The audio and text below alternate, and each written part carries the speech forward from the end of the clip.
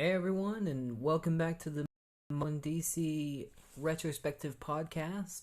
This is a new episode of Midlife Crisis. Millennium, the Millennium event that we've been covering over the last few weeks. This is part 4 of the Millennium event, and there will be one more part after this, and then we'll be all done. And this part, we are starting off with 2 tie-ins. We got the second Flash tie-in and the second Wonder Woman tie-in. Both of them don't tie heavily into the event. They pretty much end with stuff tying into the event and start with things tying into the event. But, it's still there and it's still present. It just kind of, the writers focus more on their own story and then tie it in to allow Steve Englehart to continue what he needs to do in Millennium. And it's okay because the stories are pretty enjoyable. I would say the Wonder Woman one is definitely better than the Flash one, but that's because the Flash one hasn't aged very well at all. And even I think back when it came out, it probably didn't age well at all. But let's get started with Flash issue 9.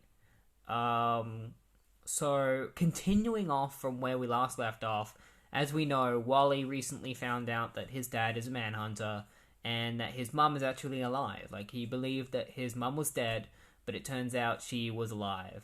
And they don't actually show it, but it will be revealed later that Wally took his mum from the hospital and took her back to his mansion. So she's currently living at his mansion. But at the moment, Wally isn't there. He's gone to see a psychiatrist, because a lot of shit's going on in his life and he needs to talk it out with a professional. So he's talking to the psychiatrist about everything that's going on, and he tells Wally that he needs to, he's talking about his dad, and Wally actually talks about the fact that he considers himself to have 2 dads. He has Rudy and he has Barry, and he sees Barry as another father, and he doesn't hate Rudy, and he always saw Rudy as a guy that was always trying to be a good father. And he even talks about I remember one time he took me camping, and so he's talking about just personal stuff to the psychiatrist, and then Tina comes in, who is Wally's current girlfriend, and says that there is a massive robbing at the Diamond Exchange across the hall. And so Wally, hearing this, she also mentions that there's people have seen a man, a huge man, which is a bit weird. So Wally obviously heads off to go and check it out. And so he heads over to the Diamond Exchange. He whips into his Flash costume, and when he gets there, he finds this character that we will know as the Chunk. The Chunk is just a really big guy who wears glasses. He's got a big green suit on and a bow tie. He just looks like a stereotypical nerd, but he's really fat, and there's a lot of his whole character is I'm fat, and everyone's mean to me because of it, and because of that I'm gonna hurt people. And so Wally shows up to stop him, and he's leave me alone, I'm hungry, I need to eat, you don't know the feeling. Which is funny because Wally does, because he has this thing where he has to keep eating in order to get his energy back. And I didn't realize that reading it, but there's a parallel between them when it comes to needing energy and food and stuff. So he fights the Chunk and finds that his punches aren't really doing a lot to him, and when he punches the Chunk in the throat, he spits a diamond out at Wally. So he's been eating the diamonds. And he doesn't just spit one diamond, he spits a lot of diamonds at Wally and knocks him out. And then he disappears. Wally gets up and he's like, I gotta go after him. He's gone. So he talks to the police about what was going on, and he mentions to them about, like, a possible earthquake happening, because, like, there was an earthquake. And they're like, what? There's no earthquake. Like, what are you talking about? Maybe you should come and talk with us. And, like, what were you even doing here? And Wally's like, that's personal. And the police are like, well, you should probably come with us and give us a statement. And Wally's like, whoop, see ya, and, like, zips off, and he's like, clowns. And so he heads back to his mansion to visit his mom, and talks to her about how his session went, and how he had to go and stop this chunk guy who was robbing a diamond store. And he talks about how, like, Tina's gonna be coming over for dinner, and his mom is just like, oh, that Tina, like, I don't like the sound of her. Like, don't you realize that she's obviously a gold digger? Like, she's 15 years older than you. And Wally's like, she's 12 years older than me, and, like, stop it, Mom. I just want the two of you to get along. And I think especially if you're reading this as, like, a Flash reader, you would kind of not like Wally's mum, because we know what Tina's gone through. Like, she's just gotten out of an incredibly physically abusive and emotionally abusive relationship with an asshole, and so to have Wally's mum be, like, trash talking Tina when Tina is, like, a legitimate good person is really hard to listen to and read. And as we'll know, like, and as we've already previously been told, Wally's parents are just not good people. Like, Rudy was an abusive father to his wife, and Mary is an alcoholic and an asshole. Like, she's just not a very nice person. But Wally loves her, and, you know, when you love someone, you just gotta kind of, like, put up with their attitude and stuff, and so he just wants her to get along with Tina. So Tina shows up, and they just don't get along, and just as tensions run high between Tina and Wally's mum, the cops come knocking on the door and give Wally a summoning to go to talk to the council, because they want him out of the town because he's a danger to their town, and he's going to ruin their image because his house recently got attacked by a supervillain, and he's fighting, like, crimes all over the place and causing all sorts of destruction through his heroics, and so they just want him to voluntarily leave. And obviously Wally is pissed off about this, and Tina's pissed off too. She says, and she's like, you don't have to go. And Wally's like, I'm gonna go. I'm gonna talk to them. And Tina's like, you should get a lawyer. And Wally's like, no, I'm gonna go talk to them. I feel like I could probably talk my way out of this. It's at this point that, like, when they have dinner, apparently Wally has always had an appetite, and that he didn't gain it from his powers. It's just something that he had always, which is weird. But, okay, you're just gonna make that a part of his character forever? Alright. Like he was always like that? Okay. So he has dinner with his mom, and and Tina, and it's not very enjoyable for any of them, because his mom is just being the worst towards Tina, and Tina's not just taking it, though. She calls his mom out for being a bitch, and for, like, treating her like shit.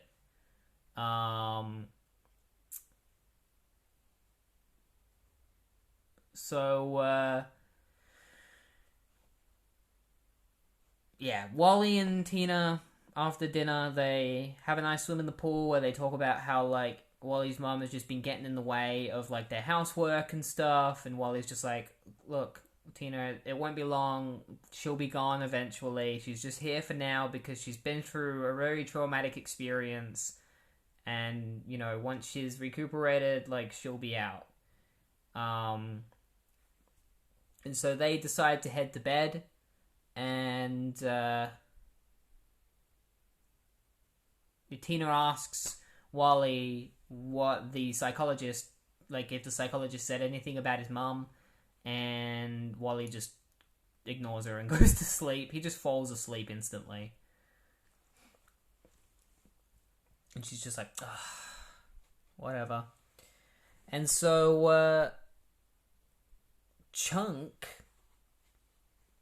like, there's like a van that's got like these two criminals in it who are planning on going and stealing some stuff. They're just like, oh yeah, let's go pull off a crime. And they see Chunk walking across the road, and they accidentally crash into him because they can't stop. They're like, oh my god, where'd that guy come from? He came out of nowhere. And they smash into him. But the force of Chunk actually, like, destroys the front of their van. And then Chunk just rips the door open, throws them out, gets in the truck, and then just vanishes. He just goes, boop, and, like, and the van and Chunk disappear. They're like, what the hell? Where did he go? Meanwhile, Flash heads back to the diamond place and to talk to the owner, and he says about the fact that like he's not going to be able to get insurance. Like he thinks he's not going to be able to get insurance because the like supervillain cause is not a very good one, and they don't really cover that. And he's like, man, that's like this sucks. Like I'm not even be able to get like this covered or anything. And obviously Wally is there to ask him about the mysterious man that stole the diamonds, but this guy that owns the diamond place, his name is actually Mr. Stein, nothing to do with Martin Stein, just same last name. He knows nothing about Chunk, and so he tells Wally, like, sorry, I don't know anything. So, Wally ends up meeting with Dr. Slade, who is the psychiatrist, and like Dr. Slade just happens to be there, which is very which is very lucky for Wally. And he happens to have heard about what's recently happened to that van. He's like, a van just got taken away by like this guy that you might be looking for. So they watch like a news report that reports what recently happened with Chunk stealing the van. And so Wally asks Dr. Slade if he knows who this guy is. And Dr. Slade is like, I don't know his name, but like I know a few things about him. Like a colleague of mine was treating this boy.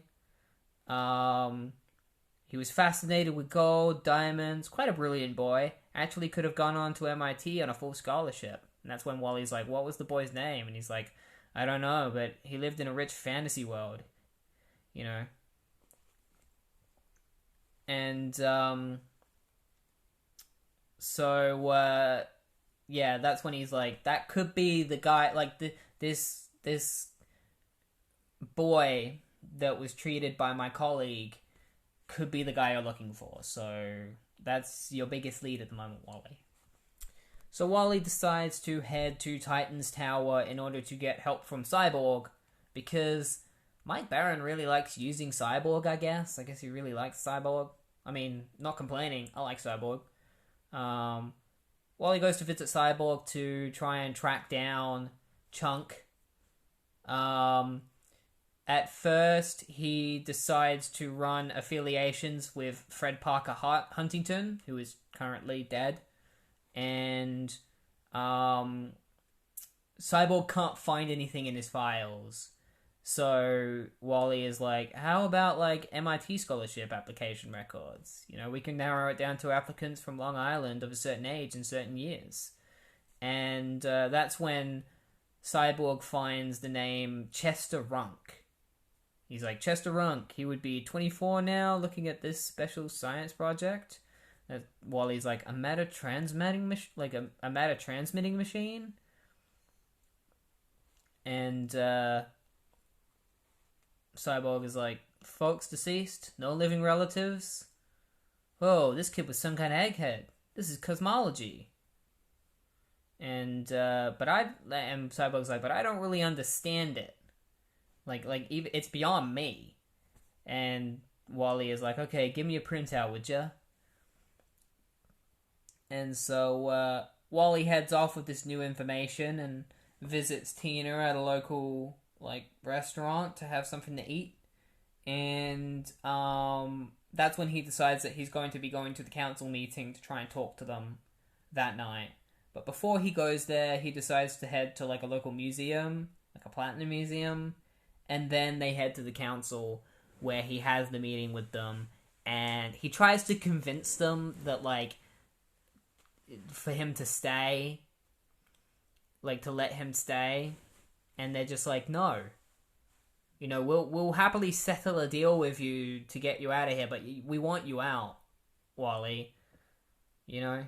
And Wally's just like, can't you think about the fact that, like, the kind of good that I'm bringing to this town is being a superhero? And they're like, we don't care. You know, you're giving our town a bad name. We want you out of here. And so Wally's like, well, I guess I am going to have to get a lawyer then. And just as he says that, a cop comes in and is like, hey, we got trouble at the art center. And so Wally zips off, gets into his Flash costume, and arrives at the art center where a cop is like, there's a big guy in there and he's got hostages. But, like, don't go in there, Flash. Like, you better stay out here. And obviously he's the Flash, so he zooms in anyway. And he finds Chunk, who has a couple of people held hostage.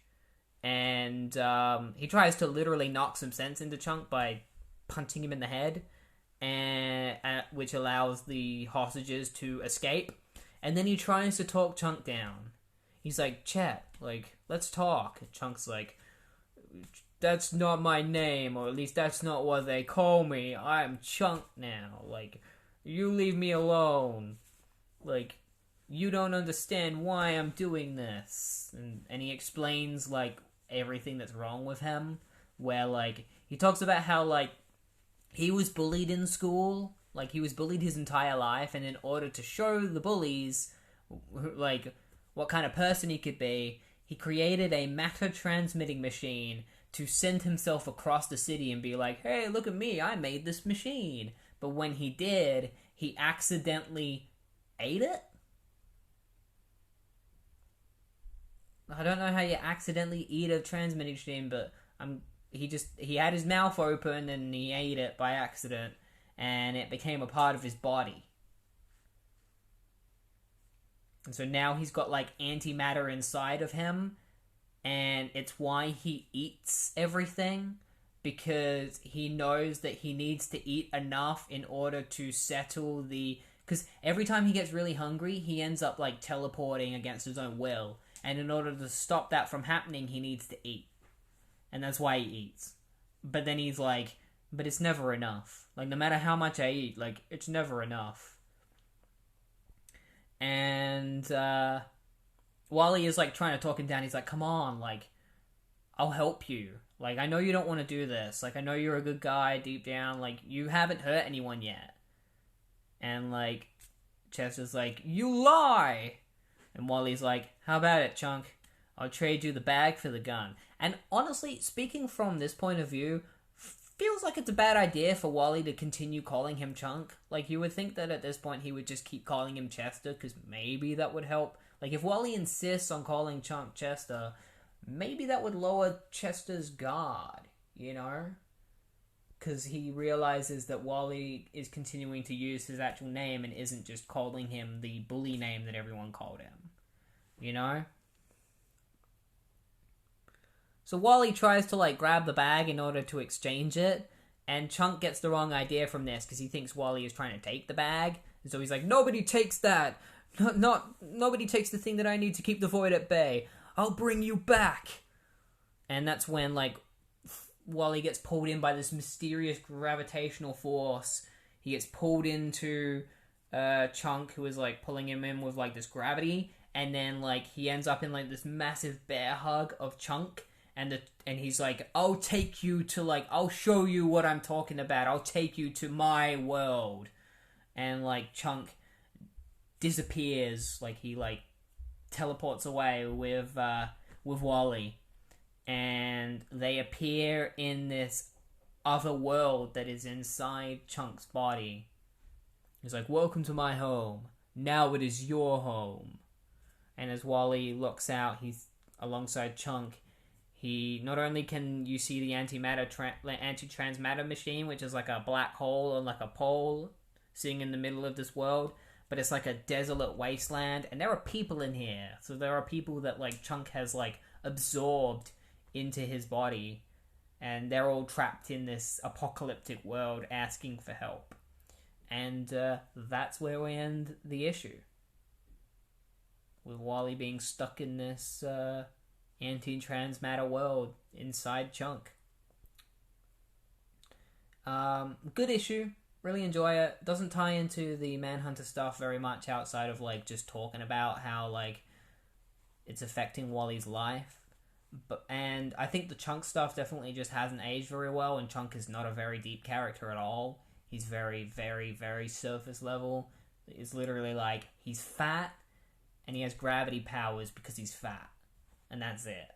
But I know that throughout the history of the Flash, Chunk will eventually be developed as an actual character as the years go on. It will take a long time, but we'll get there eventually. But for now, we'll save that for another time when we read more Flash. And we'll get straight into the Wonder Woman tie-in, which, much like the Flash one, doesn't tie into Millennium very much, but I would say it's better than the Flash one. We're continuing off from where we last left off in the last issue of Wonder Woman, where Hippolyta is currently following Diana, hoping to find her.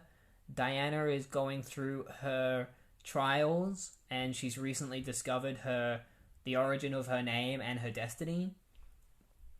And Hippolyta had recently come across the body of Heracles, who has been like he's got like this kind of, he's become like this stone form, and he's being attacked by harpies, and he's like howling in pain.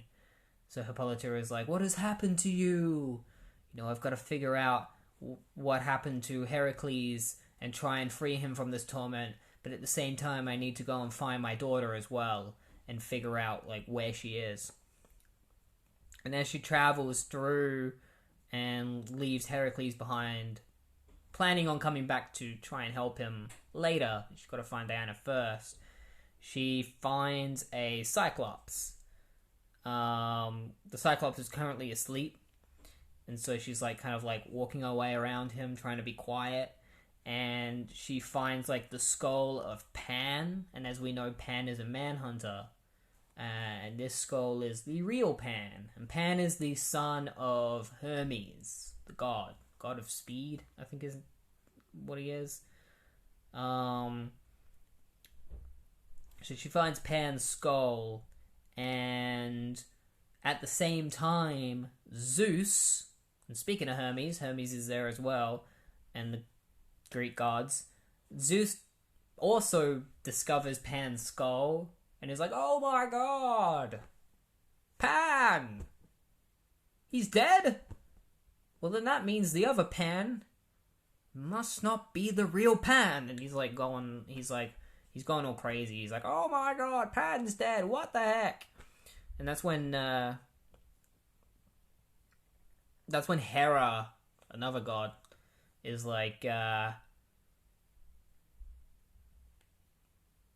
she's just like, "We've had enough of you, Zeus.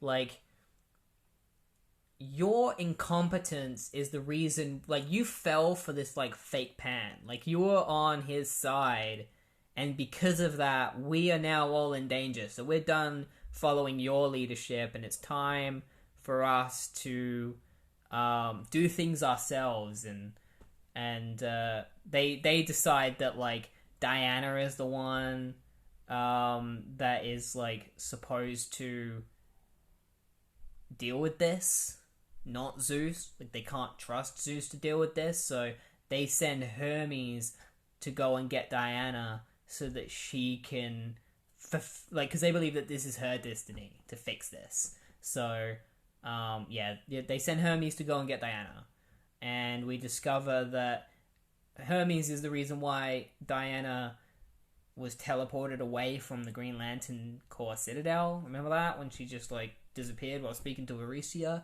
That's because Hermes came and grabbed her. So he comes, he explains everything to Diana, you know? He explains that, like, Diana needs to go and help her mum because otherwise she will perish. So he's like, I'm gonna send you there so that you can help your mother. And so he teleports her away and to go and to be sent to Hippolyta to fight alongside her. And so Hippolyta is fighting this Cyclops. Like, she gets attacked by him because he wakes up and attacks her with his giant club. And this Cyclops is Polyphemus.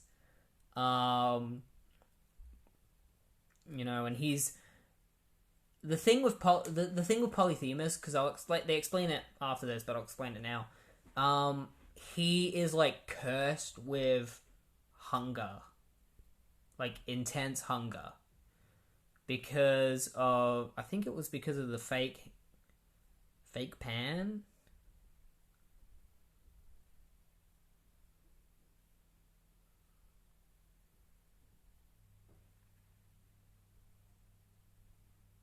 Or just by the gods, yeah. Pan probably had a hand in it. But it was the gods sent him and his, like, brothers to, like banish them to this place without any food.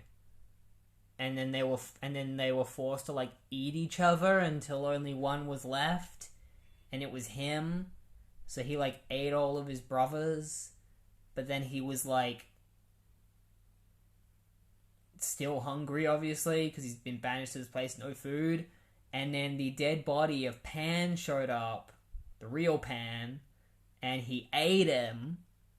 And then after eating Pan, he was cursed with, like, starvation forever. Like, he's gonna just be, he's never gonna die from starvation. He's just gonna be starving forever. And so that's why he's fighting Hippolyta. He's fighting it. He's in a rage because he's just like, I'm starving, and so I'm, like, uncontrollable and angry, and I just want to smash everything because, like, my life sucks. And so he fights Hippolyta, and Wonder Woman comes to save her and punches him. And that's when he explains everything to them, and he pleads for them to kill him. He's like, just kill me, please. Like, I'd rather be dead than be starving for the rest of eternity. And they don't kill him. They contemplate it. Wonder Woman is like, I can't do that. Like, I've sworn against killing. Like, it goes against, like, my code. And it goes against what I believe and what I believe the Amazons should believe, which is not killing in general, but killing an innocent being who doesn't deserve to die. That's what she's talking about. She's like, I'm fine with killing bad people, but this guy isn't a bad guy, and so I can't, in good conscience, kill him. And Hippolyta considers it, but they end up just kind of leaving it for now. She's like, maybe we'll kill him later, but for now, let's focus on saving Heracles from these harpies. And so Hippolyta runs off to, like, try and free Heracles because she was like, I feel like it's my destiny to free him. So she starts running up to him, and she gets blasted by, like, this blast of fire. She manages to block the fire with her axe a little bit, but it still gravely injures her. And Wonder Woman flies in to try and save Hippolyta, but gets smacked by something. And it turns out she was smacked by a Minotaur. And there's, like, 3 of these, like, beasts dwelling in this area. Minotaur, a Chimera, and a Demoness. And the Minotaur has Hippolyta by the throat and is essentially declaring that, like, they are gonna kill Hippolyta because, like, and they're not going to just kill Hippolyta, they're also going to kill Heracles. Like, they're going to watch Heracles die, because upon his death, they will be freed to roam the lands and just cause chaos and murder people and all sorts of shit. Like, all sorts of horrible shit. Diana's like, no way I'm letting that happen, and so she flies in and smashes the Minotaur to, like, get Hippolyta out of his grip, and then she fights the Minotaur, but she ends up becoming, like, overwhelmed by the Chimera and the Demoness, who, like, the Chimera blasts her, and then the Demoness, like, tangles her in, her, like, snake-like body, but then Hippolyta is like, stop, Demoness, you have committed sins beyond imagining, and then she cuts the Demoness's head off. It's pretty badass. She just comes in with her axe and is just like, cuts this Demoness's head off, but then she gets headbutted by the Minotaur. Minotaur just comes out of nowhere and just goes, BAM! And that's when Wonder Woman's like, enough! And the Minotaur is like, alright, that's it. I've had enough. I'm gonna charge at you now and hopefully kill you. And so he starts, like, charging at Wonder Woman, and that's when a hand comes out and grabs him by the head, and it's Polyphemus. And obviously Polyphemus is still starving, so he's like, I'm gonna eat this Minotaur because I need food. And so he picks up Polyphemus, not Polyphemus, he picks up the Minotaur and goes to eat him, but the Minotaur breaks his jaw, which causes the Cyclops to stumble, and as he stumbles, the ground beneath them starts to shake and crumble, and the Minotaur and Polyphemus fall, presumably to their death. We don't see them die, but it's presumed that they both fall to their death. So Polyphemus got what he wanted. One final snack and then death right afterward. And so, like, after watching that, Diana is like, oh shit, like, Mom, are you okay? And Hippolyta's okay. She's survived with, like, just some grazes and stuff, but they're all good. And that's when Harmonia is revealed. And Harmonia is a character who, remember the Vulture from that other Wonder Woman tie-in? Like the one that came before this? Where there was, like, a vulture that was guiding Hippolyta. That's who Harmonia was. And Harmonia basically was watching Diana and was hoping that she would prove herself worthy of this amulet that she has, which it's like a talisman that can only be used by someone of pure essence that can capture the demons within this crypt. So there's like these demons that are currently inside Heracles, and upon, like, eventually they will be set free from his body. And so the hope is that once they're set free, Diana will use the amulet to absorb them, to stop them from getting to the surface and, like, killing all the gods or whatever, or just causing havoc and mayhem. And Diana has proven herself worthy of using this amulet. The amulet was also, like this whole thing was staged by Ares. Like, Harmonia was sent by Ares to deliver the amulet to Diana when she was worthy. So it's kind of like he's been watching from the shadows and has been expecting all of this to happen and has been, like, you know, making sure everything goes as planned. So Diana agrees to use the amulet, or at least try and use the amulet, and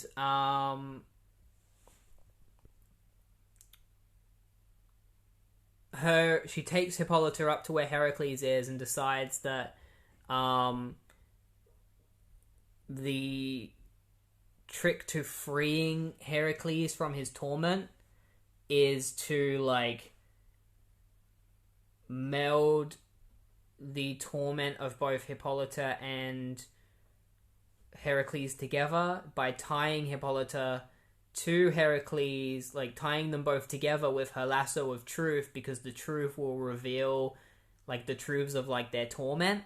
So by being tied together, their torment like their separate like torches will like meld together, and they will both be freed from their torment by the lasso of truth.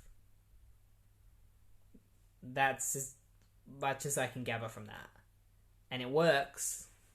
She ties Hippolyta to Heracles, and the lasso of truth does its work, and they are both like cleansed of all of their like demons and torture and torment. And Heracles' like stone skin like bursts apart, and all of the demons that were inside him are unleashed. So Wonder Woman with the amulet is like, alright, gotta stop the demons from getting through the gate and escaping. And from like they're on their way to Doom's Door, which is like their gateway to getting out and causing havoc. And so she flies in front of Doom's Door and uses the amulet to try and absorb them. And it takes a lot of strength and determination to do so. And eventually she succeeds. But like as she's absorbing these demons, the world outside is like crumbling and shit. Like the apocalypse is happening outside. But eventually she succeeds in absorbing the amulets, absorbing the demons, and then upon doing so, the amulet kind of like shines brightly and envelops her in like a bright light, and Wonder Woman is shot through into another dimension where she comes face to face with Ares. And Ares is like, hey, like, you've done well. Give me that amulet, it's mine. Power is mine, you know? Ares is like, before I would have destroyed myself had I possessed it, but because of you, I am at last ready to receive it. Release the amulet. And she's like, no, I cannot. Such power is not for such as you. And Ares is like, you are said to possess great wisdom, child. Use Athena's gift, and you shall know this is the only way. Hand me the amulet. And Wonder Woman's like, okay, I can't really tell if you're telling the truth, but deep within I feel like I should give you the amulet, so okay, here you go.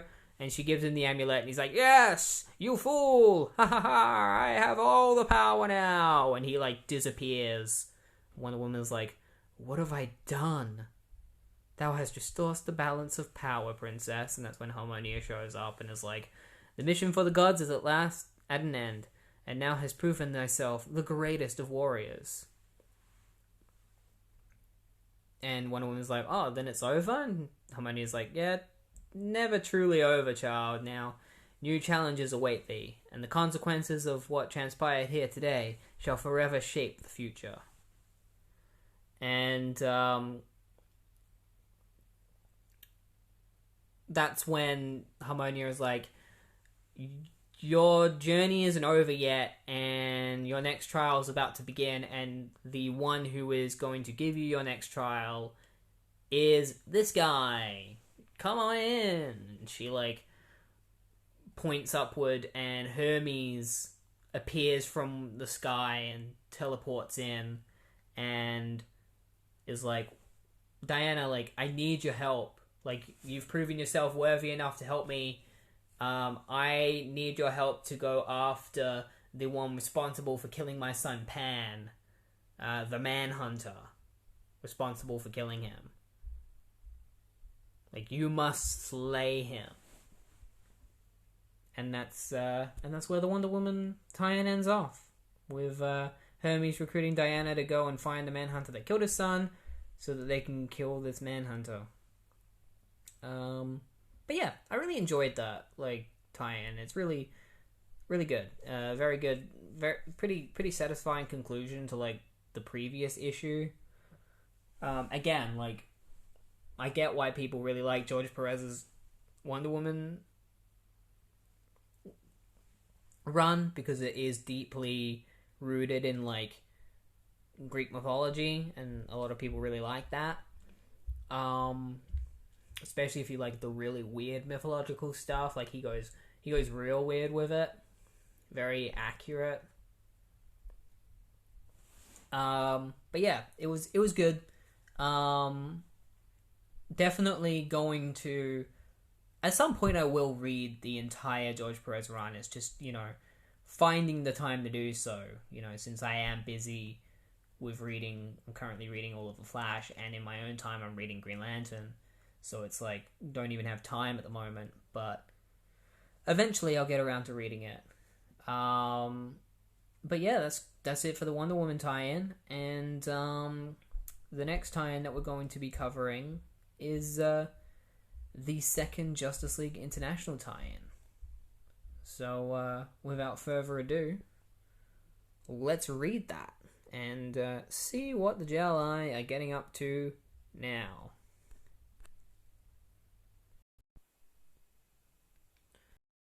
So the next tie-in that we're going to be talking about is the second Justice League International tie-in, which happens concurrently with the Firestorm tie-in that we had previously read.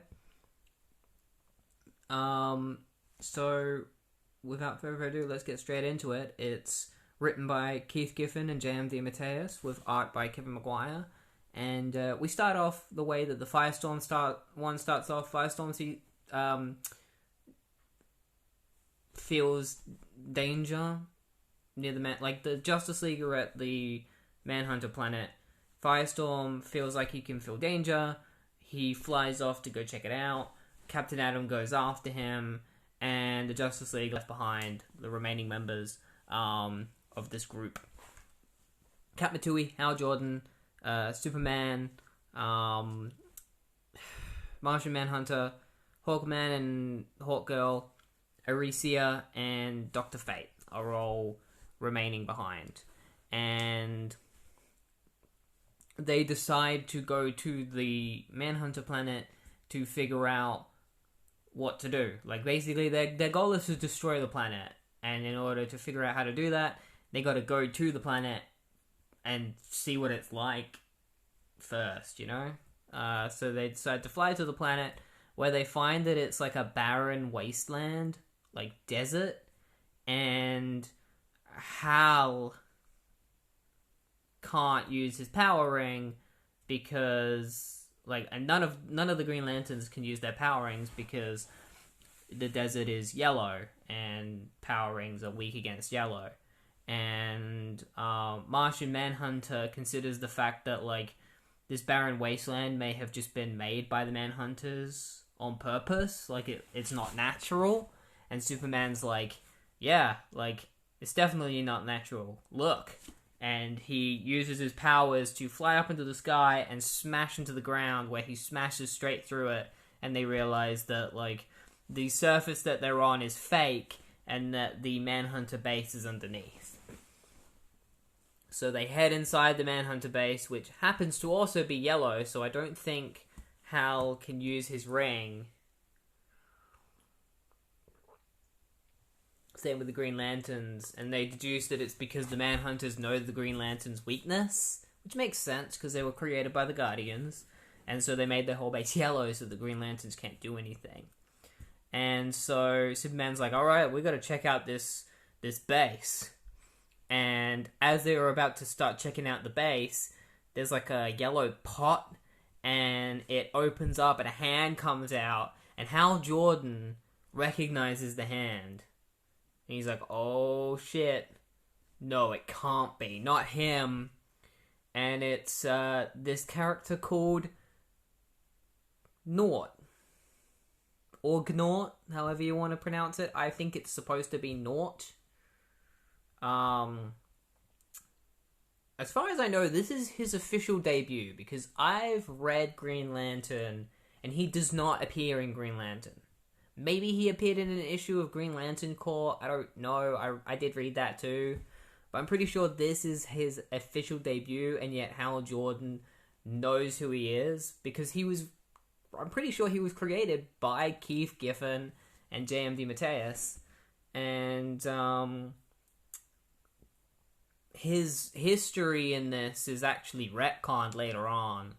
Hal Jordan explains who Gnort is at this point in time. He says that Gnort's uncle has it in with the Guardians, with the Green Lanterns, And so the Guardians let Gnaut become a Green Lantern because of his uncle, but because Gnaut is so stupid, they gave him a sector where nothing bad happens, like the easiest sector to look after, so that he will just stay out of the way. And this is eventually retconned to be a fact that, like, Gnaut wasn't actually recruited by the Guardians, and his uncle wasn't friends with the Guardians at all. And in fact, his uncle had met some fake Guardians who were these clown guys that were handing they're supposed to be like fake Green Lantern rings, but they were straight up real Green Lantern rings that they were just handing out to random people.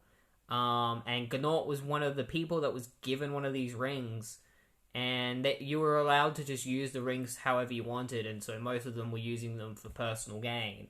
And Guy Gardner met Gnaut and found out about this, and then stopped these fake Guardians. And eventually Gnaut had a meeting with the real Guardians, and the Guardians allowed him to continue being an actual Green Lantern. So that was his retconned origin. But in this, he is still supposed to be connected to the actual Guardians. I do prefer his new origin. I think it's a lot better. I don't like his design in this issue. He looks way more human than he will eventually look. Eventually he'll be established as kind of like a member of this alien dog race, where he looks a lot more like Goofy from like Disney's Goofy, and less like Alf. Like, he looks like Alf. That's how I can best describe how he looks.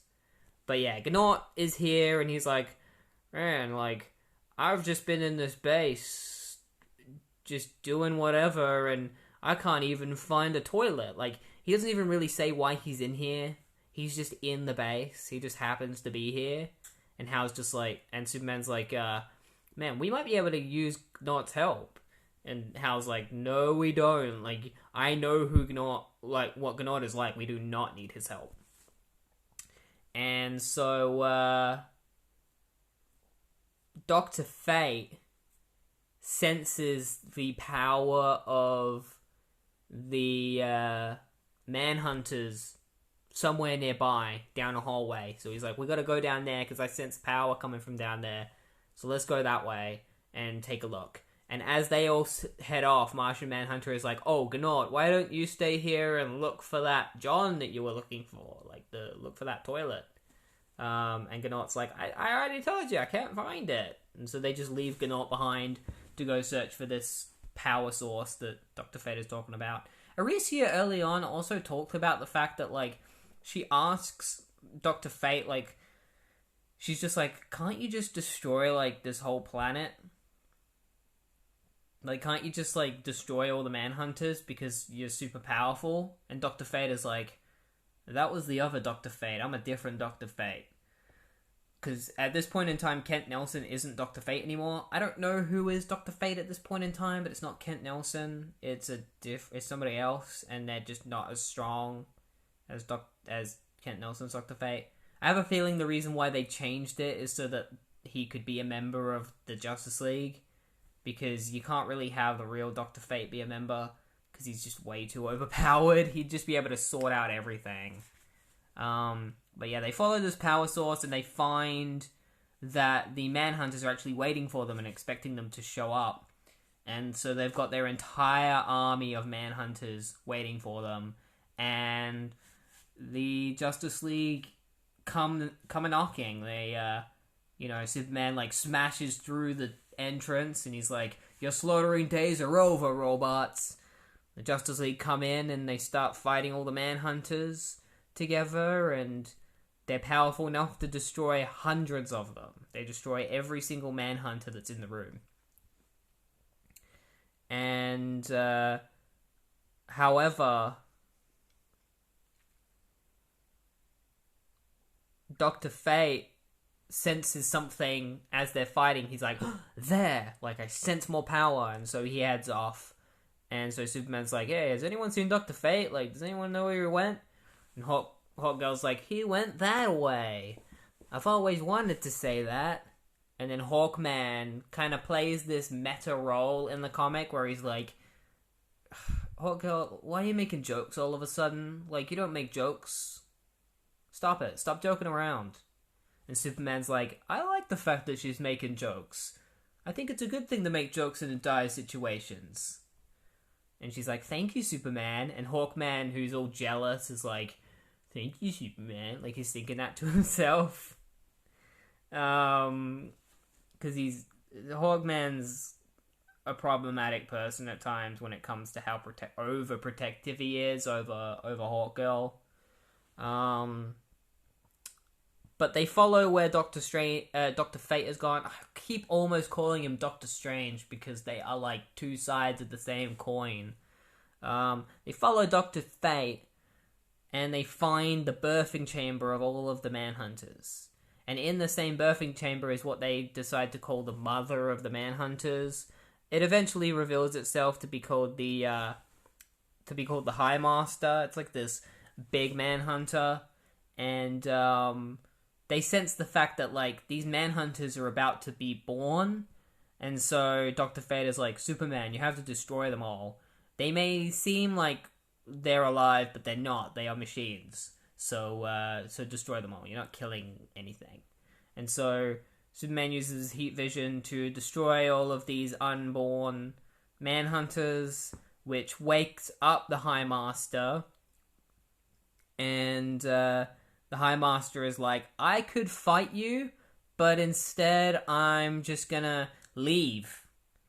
And as I leave, I'm going to I'm going to destroy the planet. Like, so the planet is going to self-destruct with you in it while I escape. Because it's better than fighting you. And so the High Master legs it out, and the planet starts getting destroyed. And so Superman blasts through the roof, allowing everyone, like, to have, like, a little hole for them to all escape through.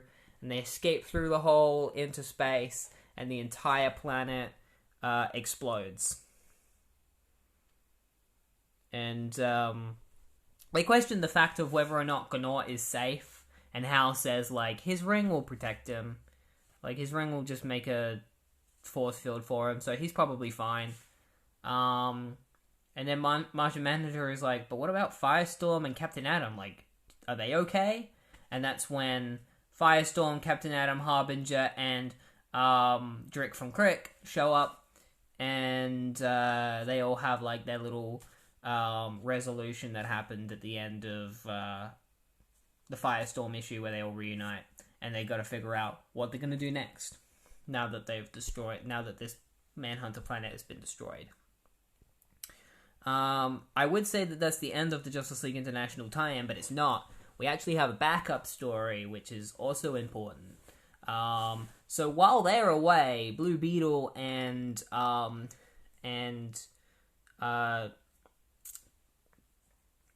Mr. Miracle are at the Green Lantern Corps Citadel, where obviously Blue Beetle has been looking over this giant ship that Aquaman brought back from under the ocean. It was like a ship that the Manhunters were trying to take control of. And while investigating the ship with Mr. Miracle, a part of the ship pops open, and like this little flying ball pops out of it. It's like a little silver robotic ball. And so Blue Beetle's like, hey, Mr. Miracle, why don't you deal with that? Like, you're the one who has, like, you're stronger than me. Like, you can probably handle it. Mr. Miracle's like, fine, I'll go check it out. And he goes up to the ball to see, like, if it's dangerous in any way. And he determines that it's more dangerous than they considered, because it starts, like, bouncing around, like, hitting him in the face. So he's like, Blue Beetle, like, come on, give me a hand. And Blue Beetle's like, you can handle it, can't you? Those stingers don't look like they can hurt you. And he's like, Beetle! Blue Beetle's like, okay. But as he goes to help Mr. Miracle, the ball then flies away. And so Mr. Miracle's like, oh no, it's heading for the Zamaron and the Guardian and the racist guy. That white race, the South African racist guy that nobody likes. And it attaches to his head.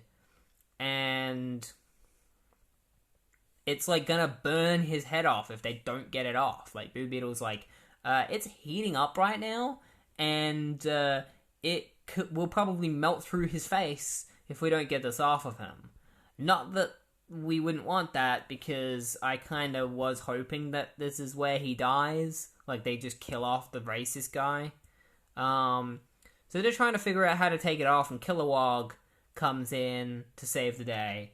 And he's like, what do you guys tried? And they're like, we tried everything. We tried pulling it off. We tried, like, it's too hot for us to touch. Like, for us to grab it and pull it off. Like, what do we do? I think he's gonna die. Kilowog's like, did you try pressing the off switch? And Mr. Miracle's like, what? Kilowog's like, the off switch. And he presses a button on the ball, and it pops off, saving him. The off switch was right in front of the face. Just a simple Grillian mind probe. And Mr. Miracle's like, but the smoke. And Kilowog's like, it's harmless. It's just a sedative. Like, that ball was at no risk of killing him. It wasn't a weapon. Blue Beetle's like, oh shit. Well, at least that's over. What a fun little adventure that we had, eh, Mr. Miracle? Mr. Miracle's like, shut up. And it ends and it ends there.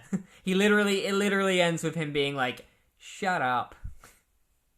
And that's the end of the Justice League International tie-in. So we had that main story, and then we had a fun little side story with Blue Beetle and Mr. Miracle and Kilowog. Kilowog's there because he's actually a member of Justice League International. Surprisingly, Guy Gardner was not a part of this tie-in, and I don't know why. He wasn't busy doing something in, like, he wasn't in Millennium, like the last issue of Millennium. But anyway, the next tie-in that we're going to be talking about is the Outsiders tie-in, the second one. So, if we remember in Millennium issue 5, or issue 4, Looker received a message from the Arisians, who are the people that gave her powers, telling them to come to Arisia because they're in danger. And so she transported the rest of the Outsiders to Arisia to go and help these people. So they head to Arisia, and Geoforce is being like a real dick, because Katana is like, because Looker wants to do it. It's not Arisia. That's not the name of the place. Is it? I'm still thinking of the character Arisia. Abyssia, not the Abyssians and Abyssia. You can see why I got the names mixed up, because you have a character called Arisia, and then you have a place called Abyssia, and I'm reading two separate comics that have two things that sound almost the same. Okay, they go to Abyssia to help the Abyssians, and while they're there, Looker wants to do it by herself, but Katana is like, we're the Outsiders, we stick together, we look out for our own, and Geoforce is like, that's bullshit. We care for our own. We haven't done such a good job of that thus far, have we? Our headquarters are destroyed. I'm a fugitive from my own country. Dr. Jace and Metamorpho are both dead. I wonder if we have anything left to fight for. That's when Black Lightning's like, our self-respect, Rion and our friends. You told me that often enough. And after that, Looker decides that, because they're kind of like, why do you care so much about, like, this place? Why do you feel so strongly about having to save these people in Arisia? And Looker is like, it's because, like, they're responsible for me to be being Looker in the first place. And so she reveals her origin story. She was originally named Emily Briggs. She had, like, no self-respect for herself. She hated herself. She hated her name. She hated the way that she looked. And She also had a husband named Greg Dealey. And she was depressed because she was never able to be the wife that he wanted. And she was prepared to live a life with him like that. You know, just a miserable life with him until she was kidnapped by the priests of an underworld civilization called Abyssia. And that's when they tell her that she was the granddaughter of their long-lost ruler, and so they transformed her into the woman of the same name. Like, they transformed her into Looker. And they actually used, like, a meteor to do that. It's like, they used Halley's Comet to transform her. It's like a shot of Halley's Comet to transform her into Looker. And then as Looker, she became a member of the Outsiders. And the price that she paid for becoming Looker is that Greg didn't even want to touch her anymore. She came back to Greg as Looker, and Greg was like, "You're not the woman that I married, so like, fuck you." And so that whole marriage fell apart, and so she ended up just becoming Outsider full time. She became Looker full time because she's not Emily anymore. She's completely discarded her life as Emily. And so after telling her origin story, that's when the Outsiders are like, alright, that means we definitely have to help you save these people, since you care about them so much. So they blast their way through like a cliff to find an entrance into Abyssia. And when they travel their way through, Looker is reunited with a couple of old friends. Their names are Oral and Janelle. And it's when she's talking to Janelle that she realizes through her, because she's got like telepathy, so she realizes that Janelle is under control of something else, because she secretly uses her telepathy to speak to Janelle, and Janelle speaks to Looker with her mind to tell Looker that it's a trap and that they need to get out. And Looker's like, she's told me it's a trap, we gotta get out of here. And they're like, a trap? Whoa! And then something is like, you're too late. Like, it's too late already. You've already fallen into our trap. And so the Outsiders get blasted by Manhunters. An army of Manhunters show up. And they're like, once again, it's proved no man escapes the Manhunters. And all of the Outsiders have been knocked unconscious. So the Manhunters walk up to the Outsiders to take them hostage, and they grab Geoforce, but it turns out Geoforce was pretending to be knocked out. The Manhunters are like, what, they weren't knocked out? How? And Looker was like, because I planned this. Like, I planned your attack. Like, I knew that you were probably going to attack us, so I put force fields around all my friends so that when you did attack us, it wasn't going to do anything. Like this. And she uses the force field against the Manhunters to destroy some of them. The Outsiders then fight the Manhunters, destroying a bunch of them. And upon destroying them, that's when Looker is like, how long have the Manhunters been here? And Janelle explains everything that happened. The Manhunters showed up one day, and they took over everything, and some of their people defected over to the Manhunters and were traitors.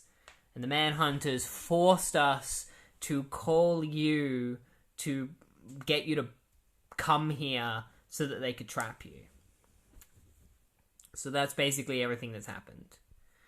And so Looker is like, alright, let's play along with them and let's trick them. So Looker, using her powers, actually takes control of two of the Manhunters, and they pretend to be hostages of the Manhunters. So as pretend hostages, they get captured and brought in to see to come face to face with the leader of Abyssia, like the tyrant of Abyssia. So Looker comes face to face with Queen Tamira the First, who is the current queen tyrant of Abyssia. And it was previously established that Looker had, like, it was thought that Looker had killed Tamira by dropping a statue on her. But then it turns out that Tamira had, like, used the same shard from Halley's Comet that gave Looker, like, Emily her powers to then gain her own powers, like the same powers as Emily. So she also has mind powers. And she decides that she doesn't have to fight Looker and that she can just, like, kill her on the spot. She's like, I don't even have to fight you. I can kill you on the spot. And Looker's like, is it because you don't think you can beat me in a battle? You know? Like, I bet you couldn't beat me in a battle. And Tamira's like, alright, then let's actually have a real fight in an arena then. We'll have a fight amongst everyone and they can watch you die at my hands. So, and then Looker is kind of like winking at the outsiders, like, I got this handled, like, it's all good. It's all part of my plan. Like, I'm gonna beat her. So, Looker and Tamira head to the arena where they have their grand fight. They have a massive fight with their mind powers. And meanwhile, the Manhunters have taken Gardner's armor, like, because Gardner is the Atomic Knight. And what they don't know is that Gardner can control his armor from his mouth, like, with his mouth. So, using like, sound, he controls his armor to fight the, like, Manhunters. But they overpower him, and one of the Manhunters manages to grab Gardner, who is currently not in his armor, and tries to kill Gardner. But Geoforce has been working on breaking out of, like, his constraints. And he finally breaks free and kills the Manhunter that has Gardner held. And then Black Lightning kills another Manhunter. And so the outsiders are free to escape and help Looker. Looker and Tamira are still fighting, and Looker uses her mind powers on Tamira to reveal Tamira's true form, to, like, take away her, like, fake appearance that she has, and it's revealed that Tamira is horrifically disfigured. Like, her arm is, like, all crushed, and her leg is, like, all mangled and shit, and she was like, yeah, when you dropped that statue on me, like, it completely ruined my appearance. And it seems like, you know, using Halley's Comet shard did fix my appearance temporarily. But as you can see, it was just a facade. But it doesn't matter if you revealed my true power, like my true appearance, because I'm still more powerful than you. And she overpowers Looker and uses her powers to take away Looker's powers. Like, she zaps Looker, and Looker transforms back into Emily, and she's not Looker anymore, and she doesn't have her powers anymore. Because apparently Tamira can do that. But upon doing so, Tamira uses up all of her power. So she's like, it took all of my power to get rid of your power. And the people of Abyssia rebel against the Manhunters and destroy all of the Manhunters. And Tamira tries to throw Emily into the flames below because Emily can't do anything about it because she's just a human now. And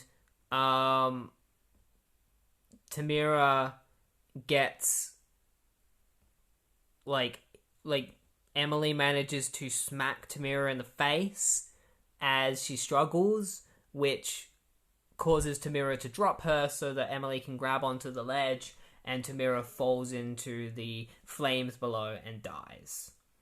And then Halo shows up and is like, are you okay? And Katana is there too. She's like, are you alright? And Emily's like, no, like, that was awful.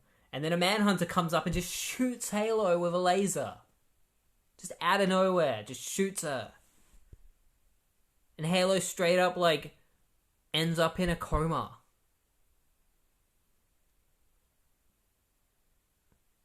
Katana's like, oh shit, Gabrielle, like, she might die.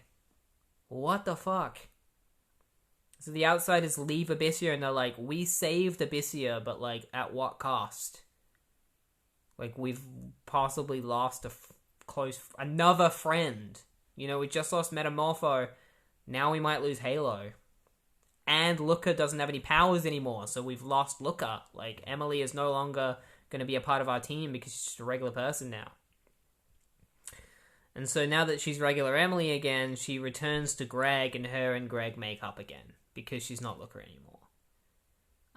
She's just Emily again. So Greg is like, hey, you're Emily again. Like, I'll take you back. He's not that inconsiderate. He's like, Emily, what happened? She's like, doesn't matter. I'm not Looker anymore. But I'll understand if you found someone else. And Greg's like, someone else? There's only been one woman in my life, honey. There'll only be one. And so they hug. And they head back to we head back to the Outsiders base, where Emily is just a regular human member of the Outsiders now. And yeah, they've got Halo in like a little coma test tube. And they're basically like, what are we gonna do now? Like, we've succeeded in stopping the Manhunters, but Halo is in a critical condition. And Geoforce is like, I think this is it. I think this was the final straw for the Outsiders. I think this is where we call it quits.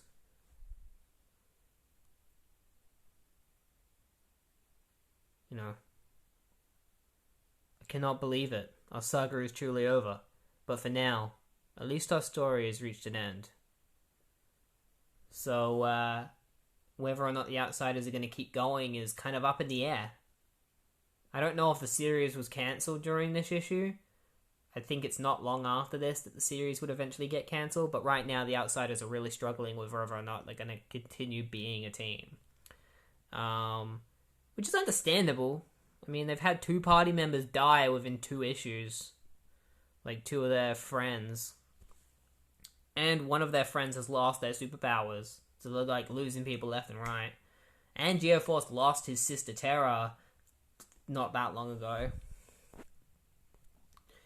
But yeah, that's the end of the Outsiders tie-in. I think it was better than the first one. I did enjoy the first one because it was cool learning about the Atomic Knights and stuff, but I enjoyed this one a lot more because the whole stuff with on Abyssia was just fun. The stuff with Tamira was fun. And there's some really good art in this, especially with Tamira's true form, where you get to see just how horrific it is. I recommend looking up what I was talking about because I could only describe it so much. She looks horrific. It's pretty great. But yeah, now that those tie-ins are done with, we're going to be moving on to Millennium issue 6. Which means after we finish Millennium issue 6, there's only 2 more issues of Millennium and then we're done. But a whole bunch of tie-ins in between. But yeah, let's, without further ado, move on to Millennium issue 6.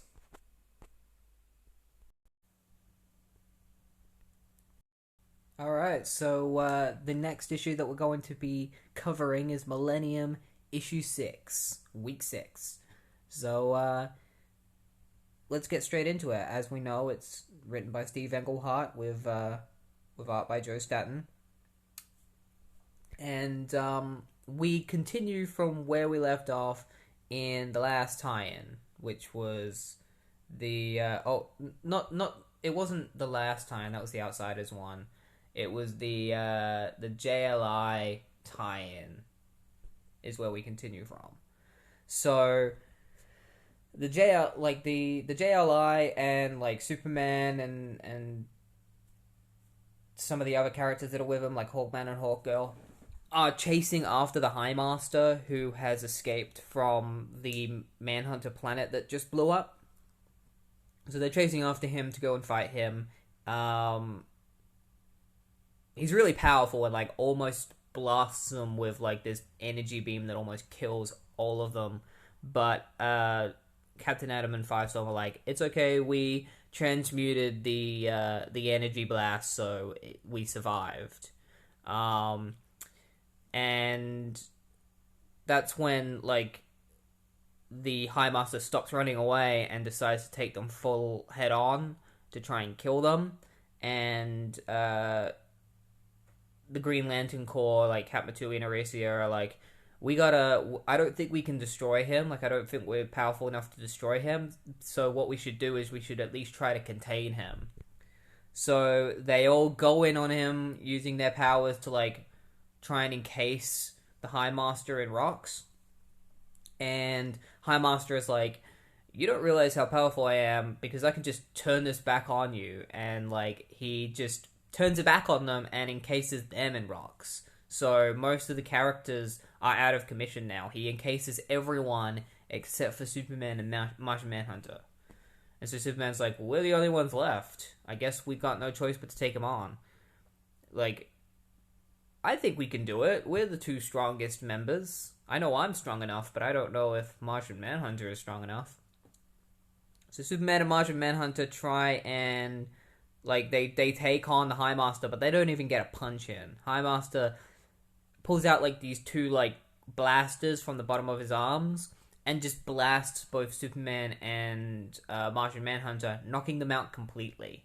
And Superman is so thrown back that he's like, he might kill us. Like, he might have the power to kill me.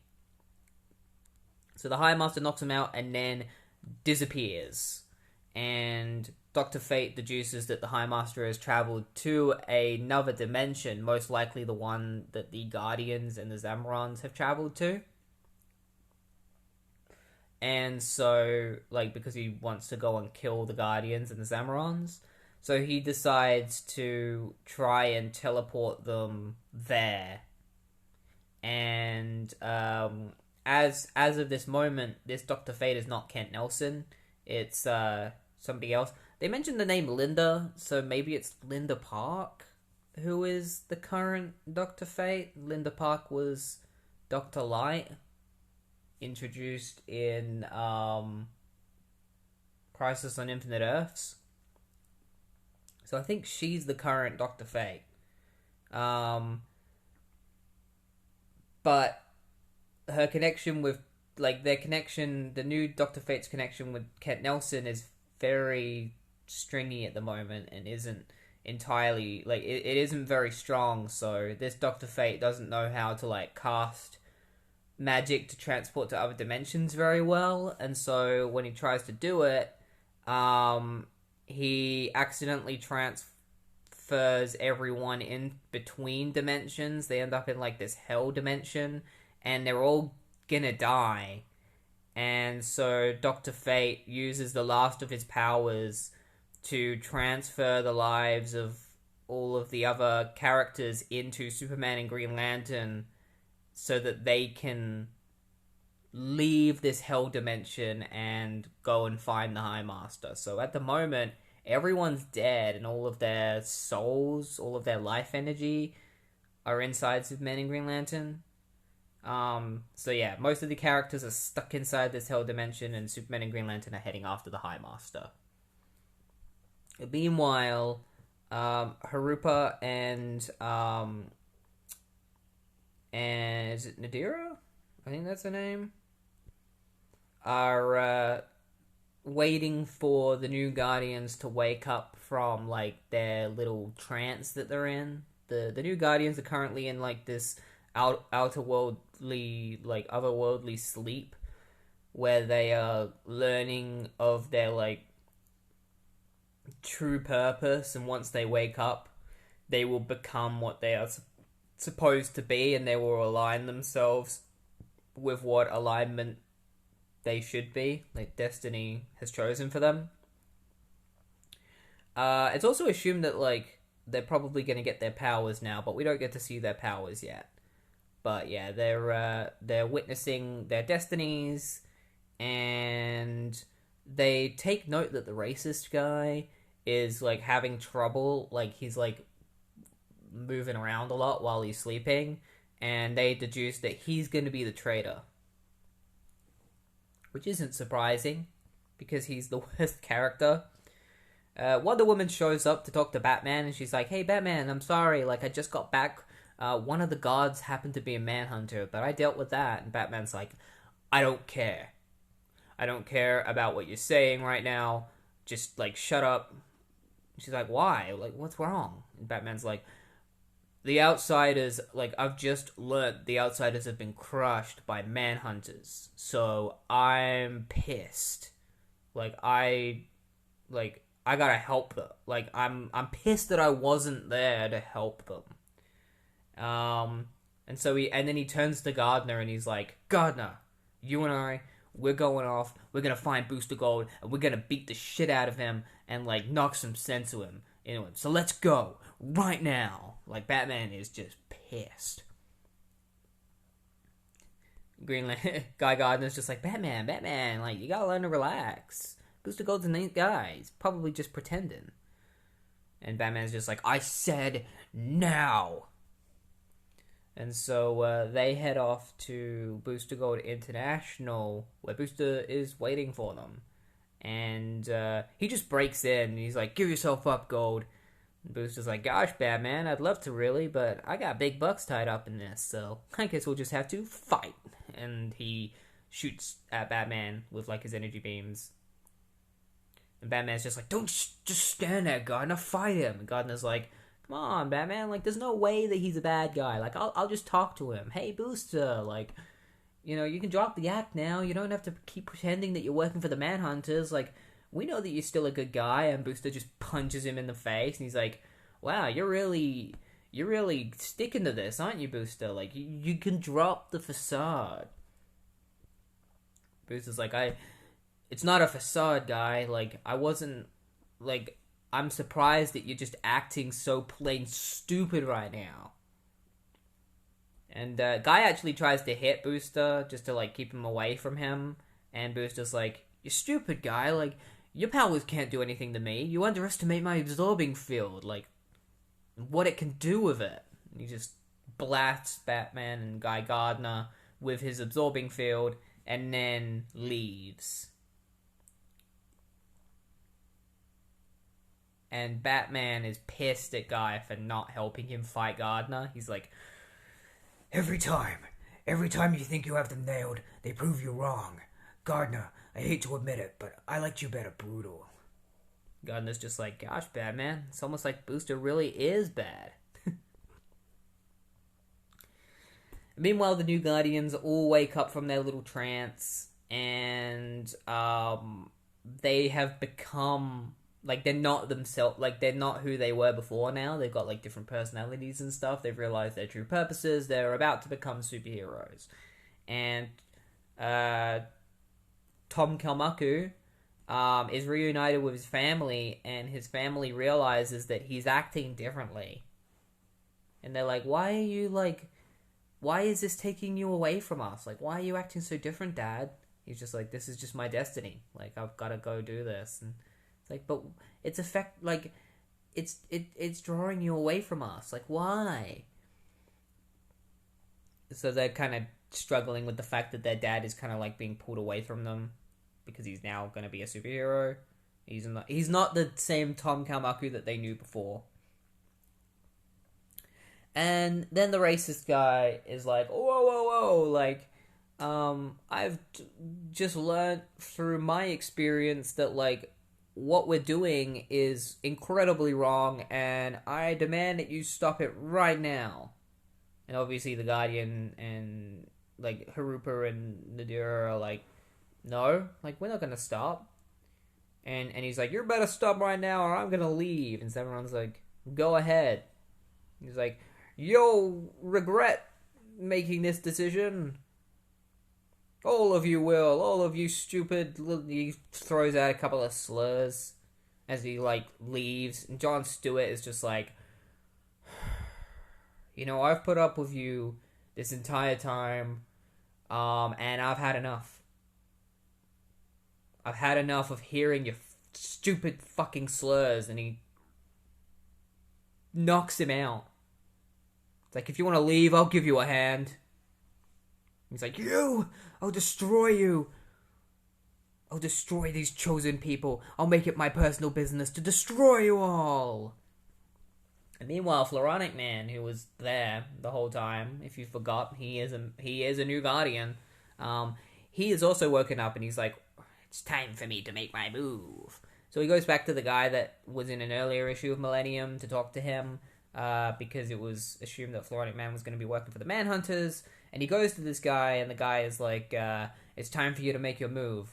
What the Manhunters want you to do is to kill one of the new Guardians. Just murder one of them. Floronic Man is like, originally I was planning on doing that, but I've changed my mind because I've learned that, like, I was always about the green. You know, I was always about, like, becoming one with the green and having everything be the green, which in his terms is just killing all the humans and having the world be ran by, like, just be plants and him. And then he's like, but I've discovered that, like, the green can't survive without the red. And the red that he refers to is humans and animals and things like that, which would eventually become a real concept. I think in New 52, the red would be created as its own dimension. But right now, it's just a thing that Floronic Man talks about to sound kind of crazy. He's like, I can't live with the without the red, and the green and red were just too well tied together. So I'm not gonna be following the Manhunter's orders anymore.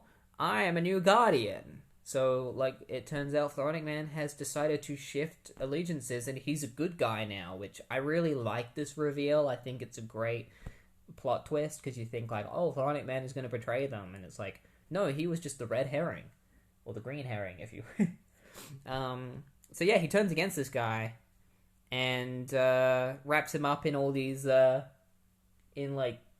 these plants, and leaves him for the new Guardians to deal with, because he's decided to be a new Guardian, which is pretty great. And Batman tries to interrogate the guy. He's like, this man and his friends corrupted and killed our friends, so he's going to tell us where every remaining Manhunter can be found. And he's just like, bugger off. He's like, it's not open debate. You're going to tell us, or I'm going to kill you. And everyone's kind of like, he's not serious, is he? Like, Batman doesn't kill people. It's like, nah, it's just a scare tactic. And someone's like, I'm scared of the idea of it not being a scare tactic. And then Blue Beetle comes in, he's like, Batman! Mr. Miracle and I were dealing with that ship that Aquaman brought in, and, like, this weird thing flew out of it. We dealt with that. But then we went inside the ship, and we found out that the Manhunters are still on Earth. They're just not where we thought they would be. They're inside the Earth's core, which is the last place we would check. And they're all like, oh my god. They've been inside the Earth's core the entire time. They knew we would never think of that. And so, the heroes determine that they gotta find a way into the Earth's core to take down the Manhunters once and for all. And that's where we leave off on Millennium 6, where we discovered that the Manhunters are inside the Earth's core the entire time. Now we're going to move on to the next tie-in. Keep things going. The next tie-in is a Superman tie-in. It's the official Superman series, written by John Byrne, with art by John Byrne. And this one is a Superman and Green Lantern team-up, because as we know, in Millennium 6, Superman and Green Lantern were the only ones left that could go after the High Master, so we continue off from that moment. Superman and Green Lantern are traveling through this other dimension, It's supposedly the same dimension. Like I said, it's the same dimension that the Guardians and the Zamarons went to have sex and reproduce. So they're flying through this dimension, and it's like a dimensional minefield that they end up in. They're kind of talking about everything that's happened. They're talking about this dimension and stuff, and like what it looks like, and that's not interesting. It's not very interesting dialogue. But they travel to this other dimension where there's these giant space mines, like interdimensional mines that they have to kind of navigate their way through. They accidentally set one off. Green Lantern's like, oh shit, and it like blows up, and he uses the power of his ring to be able to absorb the explosion and keep him and Superman from dying. Because it's assumed that these mines can kill Superman because they're from another dimension, so his body can't... Like, they will kill him. Like, Superman can die in this place. Plus, I don't even know if he has his powers, because there's no yellow sun, so he's just a regular guy at the moment. Or I think, no, there is a sun in this dimension. That's how they explain that he still has his powers, is that, like, there's a sun here. So they start making their way through these interdimensional minefields, and Superman discovers that if he uses his X-ray vision to zero in on these mines, he can cut them in open with his, he can use an incision of, heat vision to cut them open cleanly and allow them to pass through without setting off the mines. I don't know how cutting open a mine stops it from blowing up, but apparently that's how it works with interdimensional mines. So Superman does that. He cuts through the mines as they fly through the dimension. And eventually Green Lantern is like, hey, we're running out of interdimensional mines. That means we might be making our way to where we're going. Oh, look, there it is. And they come across the giant ship, it's like a giant ship with land on it. And that's where the Guardians and the Zamarons went to have sex. So they land on this giant plane of existence. And when Hal gets there, he realizes that, he's, really hungry for some reason. And he sees, these, otherworldly watermelons. And he's like, ooh, these look good. I'll have one of these. And Superman's like, wait a minute. Isn't it a bit suspicious that, you just happened to get hungry and then you found these melons? Maybe you should check them out first, just in case they're not poisoned or something. And so Hal checks them, because Superman just has, intuition like that, I guess. And Hal is like, okay, I'll check it out. I'll use my Green Lantern ring to check it out. And he does, and he discovers that the fruit is laced in poison. So he's like, man, the High Master must have put these here, hoping that you were going to eat them and die. And then the floor around them starts shaking, and all of a sudden, rocks and a massive explosion just blasts out of the ground, and a massive wall rises in between Superman and Green Lantern, separating them from each other. Superman's like, alright, I guess I'm gonna have to blast my way through this wall in order to get to Green Lantern. So he starts blasting through the wall, and he's inside the wall trying to blast through to the other side. And he realizes that it's closing in from behind him. It's closing up and fixing itself. And meanwhile, Green Lantern's on the other side, and he realizes that his ring has run out of power. And he's like, but I haven't been here for 24 hours. It hasn't been 24 hours since I charged it. So why is my ring run out of power? And then the High Master shows up. He's like, are you sure? As sure as I am that your time has come to die. So the High Master tries to destroy Green Lantern. He has a massive fight with him.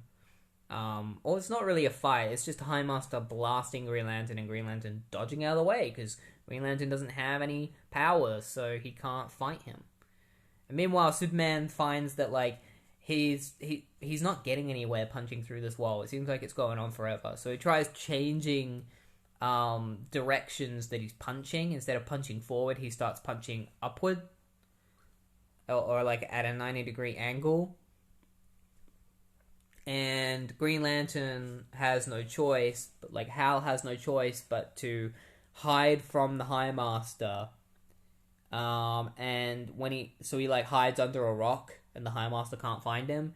And while he's hiding under the rock, he finds the helmet of a Zamoron and like the clothes of a Guardian, and then he sees all of the clothes of the Guardians and the Zamoron scattered around, and he's like, "Man, did the High Masters kill all of the Guardians, or did the Guardians teleport themselves away from the High Master?"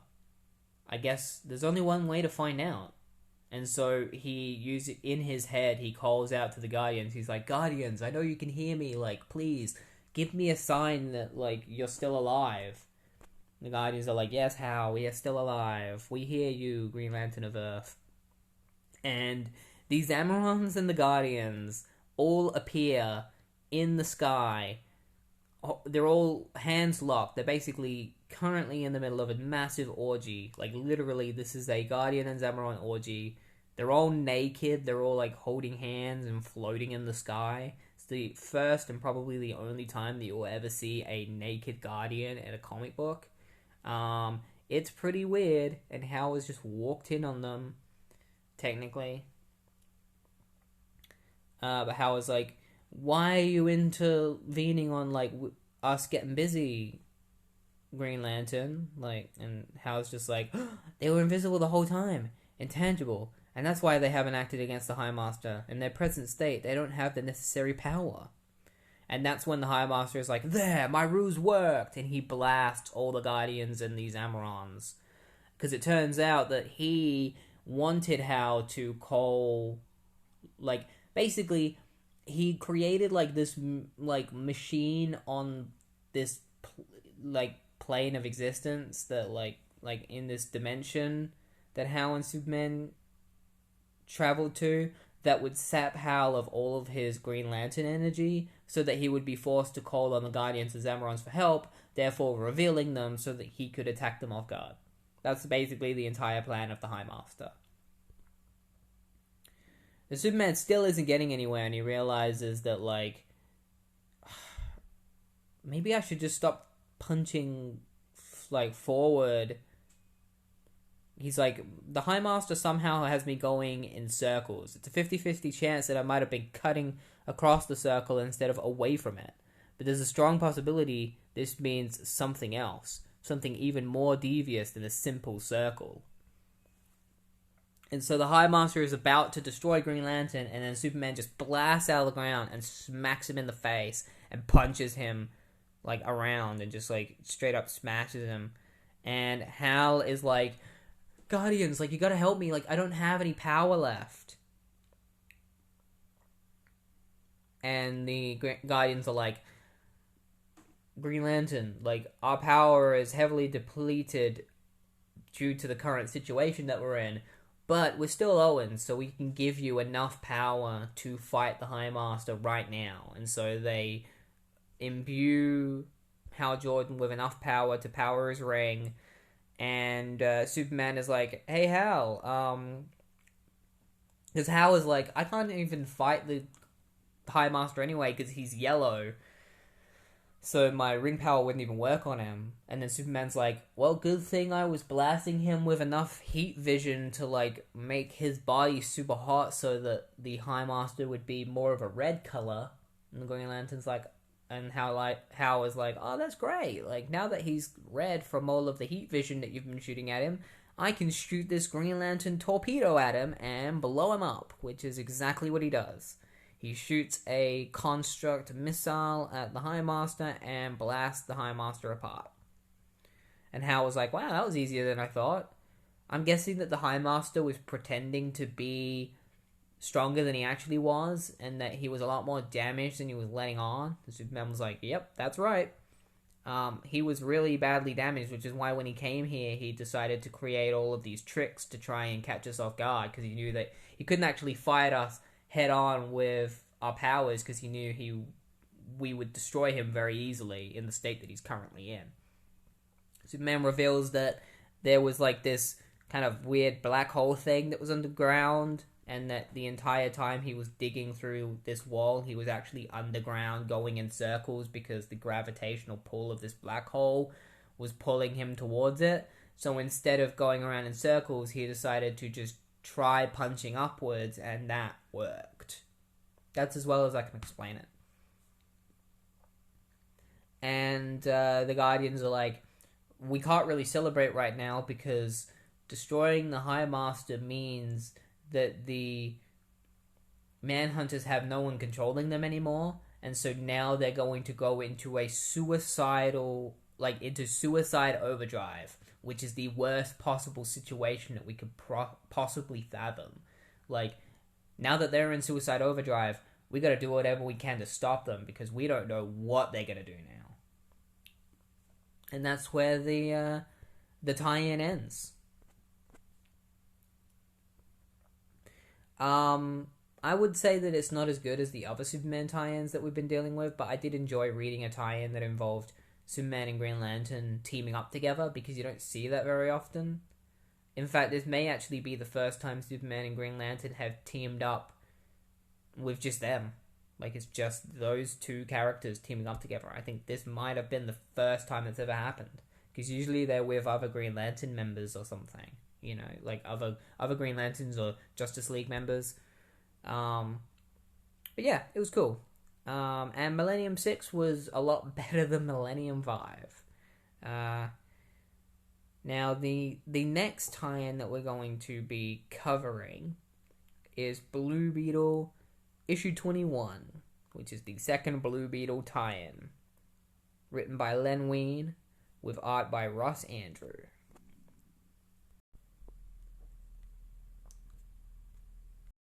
Right, so the next tie-in that we're going to be covering is the Blue Beetle tie-in. The Blue Beetle tie-in continues right from where we left off with Blue Beetle and Mr. Miracle, who had investigated the ship and discovered, like, that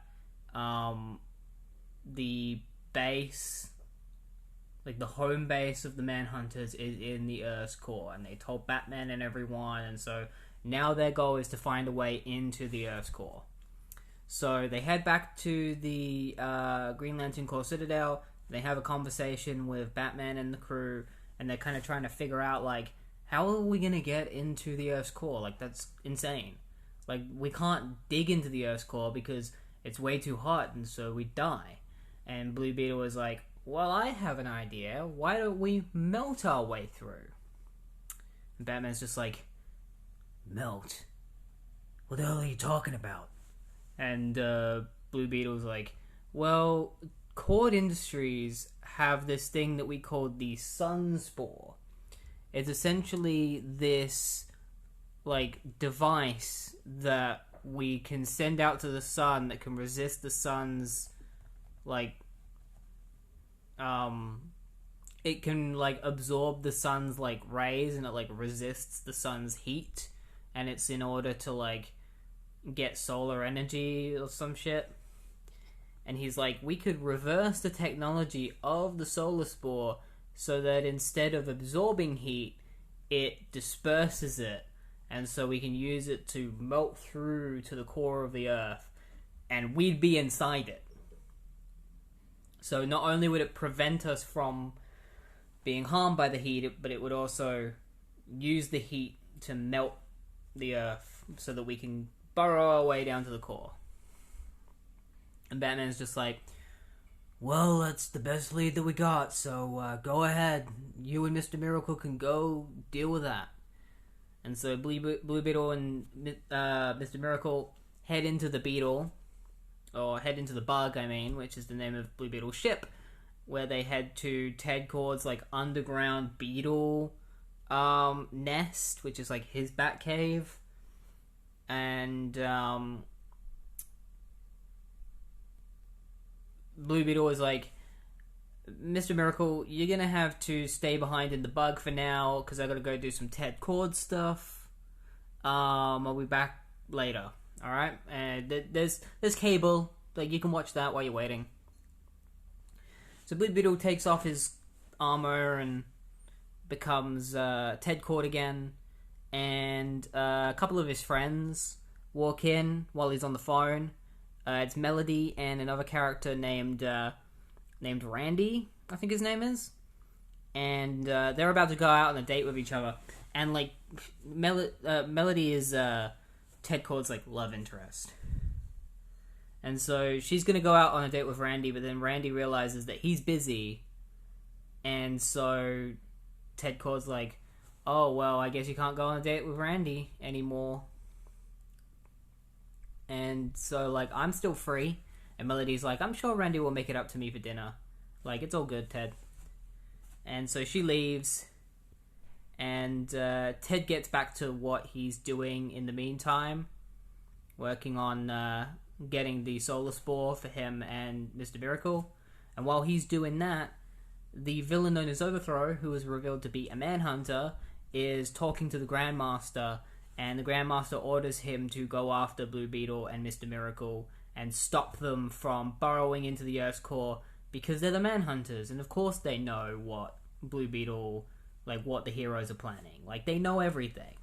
So Overthrow agrees to go and stop them. So Blue Beetle and Mr. Miracle find the Sun Spore, and Blue Beetle gets to work on it to alter it so that it will, shoot out the heat instead of absorbing it. And as he's working on tinkering the machine, Mr. Miracle is there with him, Overthrow and a bunch of Manhunters show up to kill them. And to stop them and to kill them. So they show up and we're just like, his name's Overthrow. In case you couldn't tell, he's my Manhunter. And Overthrow's like, not to mention your executioner. Because obviously Mr. Miracle doesn't know who Overthrow is, so when Overthrow shows up, he's like, who's that guy? That's when Blue Beetle's like, he's my Manhunter. There's some stuff going on with Dome in this. Remember when I spoke about Dome? It's not important. It has nothing to do with Millennium, as far as I can tell. Basically, there's stuff going on around the world that that Dome is trying to deal with, related to that one character, Cornelius or whatever his name was, the villain.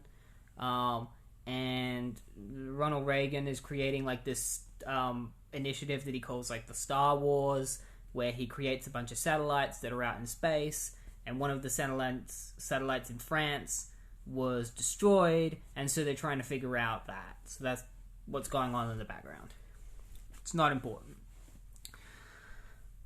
So Blue Beetle and Mr. Miracle fight Overthrow and the Manhunters.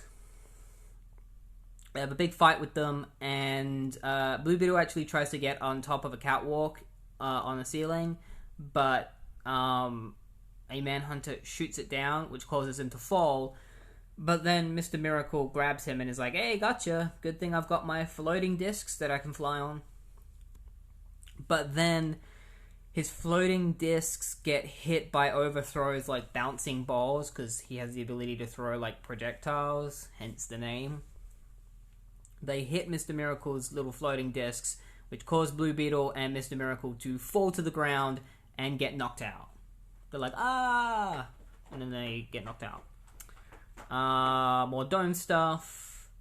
And, meanwhile, Dome is doing their Dome thing. And back to the interesting part of the story. Overthrow decides to place Mr. Miracle and Blue Beetle inside the Sunspore, and he plans on like sending the Sunspore into the Earth's core. He's also like tinkered the Sunspore so that like it'll be like a living oven inside, so that it will slowly roast Blue Beetle and Mr. Miracle alive. And so he's decided that he's going to send them into the Earth's core so that if they somehow do manage to escape, they'll be in the Earth's core and they'll die anyway. So it's supposed to be an inescapable trap. He's like, Mr. Miracle, like, why don't you show us how good your escape skills really are by escaping this trap? And they do it. They turn on the Sunspore and it burrows into the ground. And after they've, put Blue Beetle and Martian Manhunter 20,000 feet underground, Overthrow and the Manhunters decide to get away in their own jet. But the jet gets attacked by the bug, the bug shows up and grabs it. And so Overthrow's like, ah, shit, the bug's got us. And we can't get out of its grasp. Quick. Last resort. Let's jump out of the plane and I'll blow it up. And we'll use our jet boots to get ourselves to safety. So they do that. They jump out, plane self-destructs. And as they land on the ground, they realize that the bug survived the explosion. And Blue Beetle and Martian Manhunter come out of the bug and they're like, hey, we're still alive. And Overthrow's like, that's impossible. How are you still alive? And while they fight the Manhunters and Overthrow, that's when Mr. Miracle reveals how he escaped. He did his Mr. Miracle thing. He has a mother box, which essentially allows him to teleport anything to him. Or, like, do almost anything. So he asked the mother box to whip up a protective force field to insulate himself from the heat. And then he grabbed his handy-dandy multi-cube, which has multiple allows him to do multiple things. It's one of the main reasons he's able to escape from stuff. It's like this extremely futuristic tech. He uses the multi-cube to shoot, like, a corrosive spray that melts a hole in the sunspore. And then he used his, like, laser boots to then, like, push the hole out. And then he just jumped out nice and clean. And then Blue Beetle explains that the way that he got out is that he used a new laser in his BB gun to cut into its inner sphere, which had been redesigned to protect any human occupants from the heat. And then he called the bug to come along and rip the roof off of the building and then grab the sphere and pull it out of the Earth's core so that Blue Beetle could then jump out of the hole where Mr. Miracle was waiting for him, and they reunited and were like, hurrah, we escaped. Let's go beat the shit out of Overthrow. And Overthrow's like, damn it! You suck! And Blue Beetle punches him in the face, and he's like, oh yeah, because Overthrow's like, impossible, no man escapes the man, and he gets hit in the face, and Blue Beetle's like, I'm sick of people saying that. Just like I am, him having read all these tie-ins and hearing that fucking phrase 100 times over. Blue Beetle then unmasks Overthrow. Mr. Miracle is like, why are you so eager to unmask him? And Blue Beetle's like, I have a feeling I know who it is. It's Randy! Oh. Because he thought it was Randy. But it turns out it's not Randy. It's Arnold Beck. He's like, my name is Arnold Beck. I work on the Cord Inc. loading dock. And you haven't heard the last of me. No man escapes the... And Blue Beetle's just like, oh, shut up. So it's like the ultimate version of, like, this guy didn't exist until now, and the Overthrow's identity was just some random background character, which I find to be really funny. And then, meanwhile, Melody and Randy are having dinner, and Ted Cord is seeing it from a distance in the bug, and Mr. Miracle's just like, hey, what's up, Ted? Like, you're all good? Blue Beetle's just like, just thinking about personal stuff, you know? Like, hey, what about that Millennium thing? Like, who knows what may happen? Mr. Miracle, like, trying to change the conversation. Mr. Miracle's just like, well, whatever it is, I hope we're ready for it. And that's the end of the tie-in. I mean, there is a little bit more. It ends with Kronos putting on his costume and being like, I'm the villain of the next issue, but it's not related to Millennium. He literally puts his costume on and he looks at the reader and is like, well, what the devil are you staring at? But yeah, that was the Blue Beetle tie-in. And I think that's the final tie-in for Blue Beetle. So we're going to see how this leads into Millennium 7. But obviously, before we get to Millennium 7, we got more tie-ins to go through. And the next tie-in is the Legion of Superheroes tie-in, the second one. Oh yeah, I forgot to mention that the Blue Beetle tie-in was written by Len Wein. I don't want to forget that. It's written by Len Wein with art by Ross Andrews. Same duo that wrote the previous Blue Beetle tie-in, because they were on Blue Beetle together at this moment. The Legion of Superheroes tie-in is written by Paul Levitz, with art by Greg LaRocque and Mike DiCarlo. It continues right after where the last tie-in left off, the last issue of Legion of Superheroes, where Laurel Kent, I think is her name. It's been a while. Her name is Laurel Kent. She was posing as the ancestor of, or an ancestor of Clark Kent, but she was actually a Manhunter the entire time, and she ended up going to this temple to try and discover where the New Guardians were located. And she then, after getting the data that she needed to try and find them, blew up the temple with the Legion of Superheroes inside it. And that's where we start off. The temple has been blown up, it caves in, and the Legion of Superheroes are trying to make their way out of the temple. Sunboy, being one of the strongest members of the Legion of Superheroes, is able to blast his way out with his sun powers, which allows the Legion to escape from the temple rubble. After escaping, they decide that they obviously have to go after Laurel Kent and try to figure out where she is. But obviously they don't know where she's went, so they're going to have a meeting about that. So they communicate to Polar Boy, who is at the headquarters, that they're going to come to the headquarters and have a meeting. I also discovered that, because I know nothing about the Legion of Superheroes, I had no idea what Polar Boy's powers were, and I assumed that he was just, the communications one, and he was able to just figure out where everyone else is, because he's always the one that's talking to everyone on the comms. But no, he's the ice one. He's got ice powers. You never see him use those powers, and I was only able to figure that out because he has ice designs on his boots. But he's called Polar Boy because he has ice powers. I thought he was called Polar Boy because it was supposed to be based on I don't know, the magnets in the North and South Pole or something to I don't know. I thought that was related to him being able to know where all the legions were or something. It was a connection that he had with all of them. I don't know. I'm dumb. But yeah, he's the ice one. So they organize to have a meeting with Polar Boy and the rest of Legion. Timberwolf and Dreamgirl are there. So they have a meeting, and they decide that there aren't very they realize that there aren't very many of them left on Earth. Polar Boy sums up the fact that a lot of their members are out on different missions. Chameleon Boy is out doing his own thing.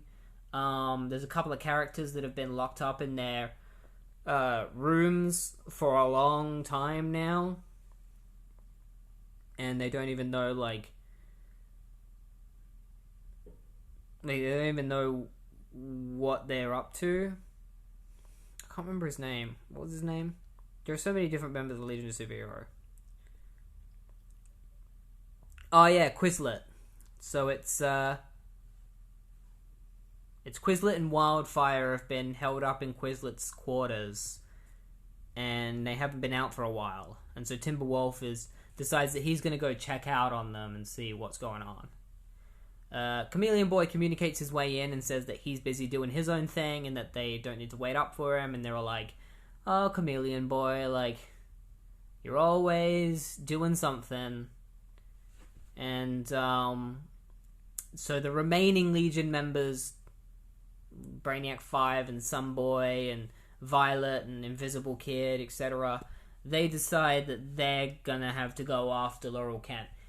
And they deduce that she's most likely gone to an island in the Amazon. They deduce that is the place where the Immortals are most likely going to be, the New Guardians. So they decide to go to the Amazon island because they think that's where Laurel is going to be. But we know the New Guardians are not on Earth. They are in space. They're in another dimension.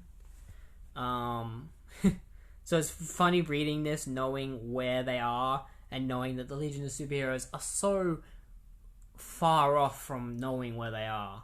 And that, like, their search is essentially pointless. This whole issue is pretty much pointless in terms of, like, actual effect on the overall story of Millennium.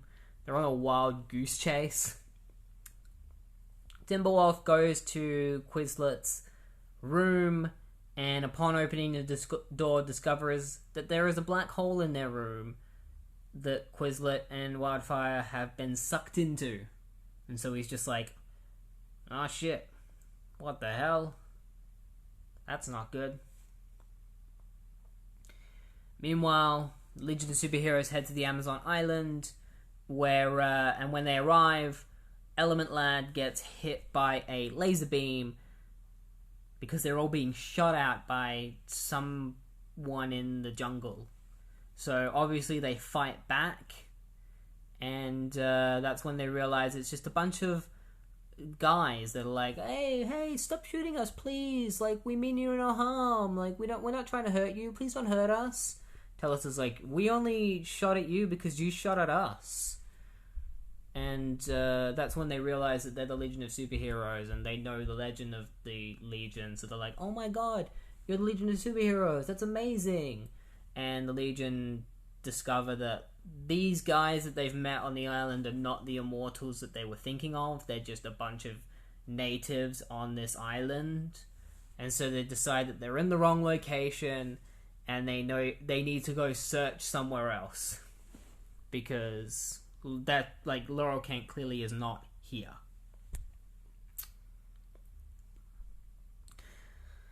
And meanwhile, at the Science Police headquarters in Metropolis,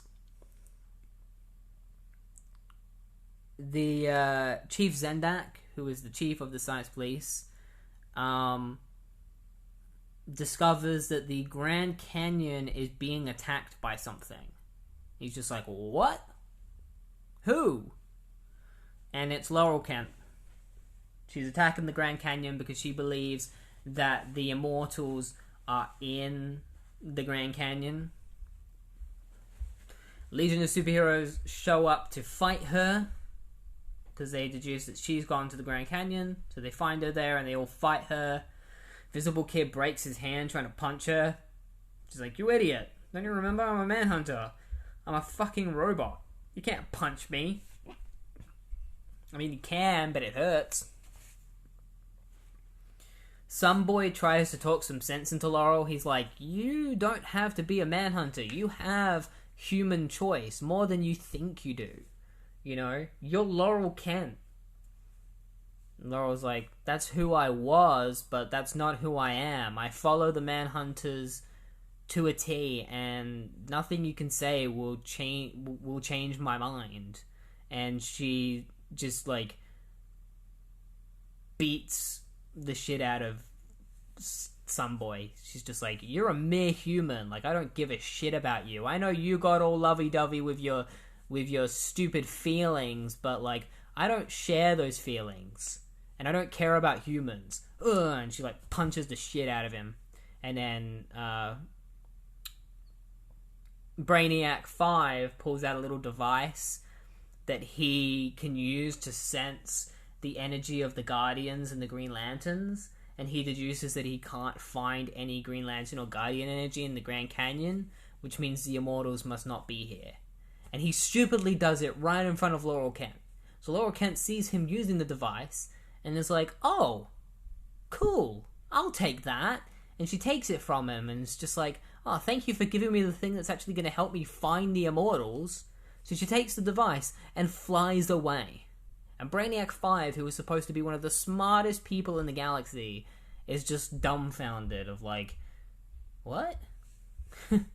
It's so stupid. Like, why did he do that? Why did he pull out the one thing Laurel Kent needed and use it right in front of her? So using this device, Laurel Kent heads to the Himalayas because it brought her there. And she finds this ancient city that she deduces is finally, like, this is the location where the Immortals are. And we know that they're not here. So she shows up at this ancient city, and then all of a sudden she gets zapped by Element Lad, who creates a giant rock and just like squashes her, because like he's Element Lad, so he can create pretty much anything, like any element. So he creates a giant rock to squash her with it, but it doesn't do anything. She thinks it's a trap by the Guardians, but the Legion of Superheroes are like, no, it's a trap by us. They don't explain how the Legion found the city alongside Laurel, but it's assumed that like Brainiac 5 just knew where they were going to need to go next, so they just went there because they knew that's where Laurel was going to be. So they all fight Laurel, and some boy's like, look, you might be a robot, but like that also means that our code of not killing life doesn't apply to you. So that gives me full reign to melt the shit out of you. And so some boy just decides to like full blast her with his powers alongside the other Legion members. But Laurel is pretty damn strong. And so she actually beats most of the Legion members, and Sunboy like just goes full like Nova Blast on her in order to finally defeat her. He like blasts her. Well, he doesn't actually defeat her, but he blasts her into another room that essentially ends the battle, because the room that she wakes up in is a room that is like incredibly old and ancient, and that's when she realizes that the Guardians created this place many, many years ago, but it's been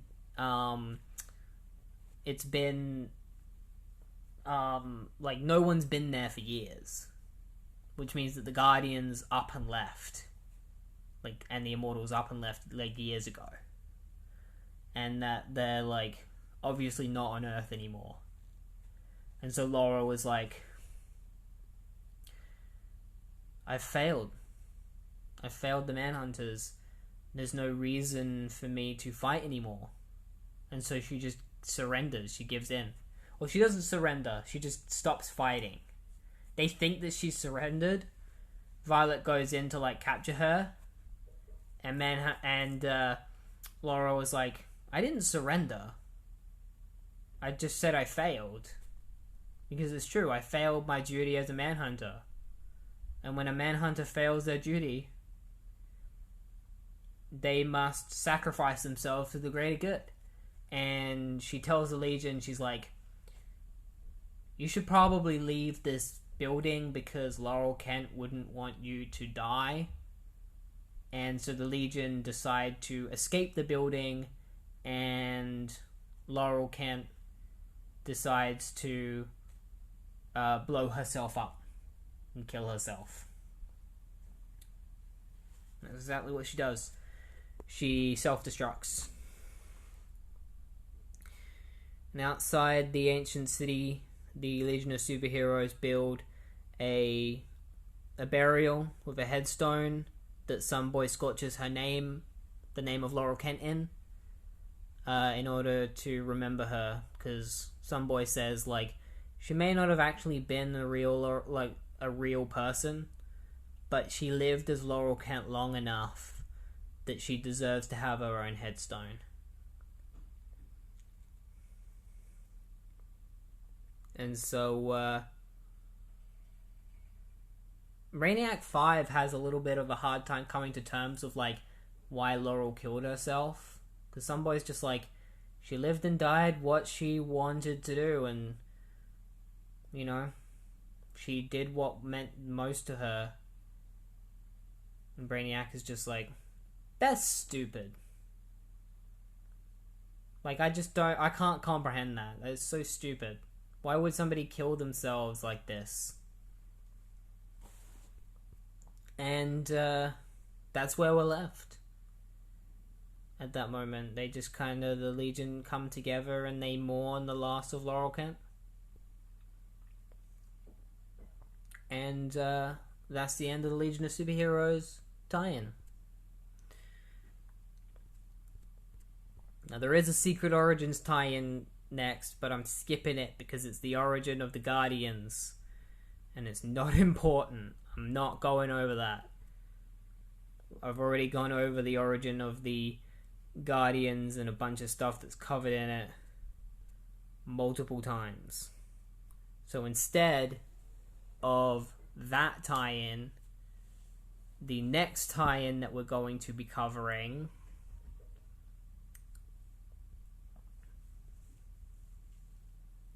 is wait, what is it? Is it Batman? No, it's not Batman.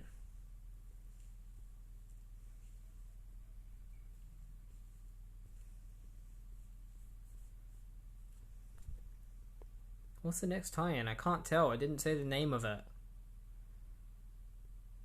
Oh. That was also Secret Origins.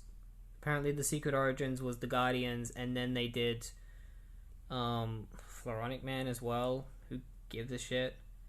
I don't want to go through Floronic Man's origin. What's the next tie-in that we're going to be dealing with?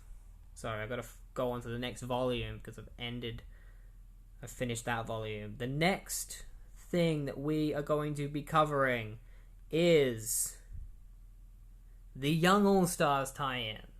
That is the next tie-in that we are going to be covering on the next episode of this podcast, because that's it. That's actually the end of this episode. I was planning on possibly doing another tie-in, but it turns out that the Secret Origins was the final tie-in of that volume, and as we know, I do these podcast episodes based off of each of these volumes. It's 5 in total.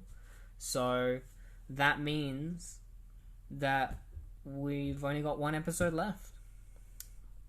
Sorry to have the podcast feel like it's been cut short.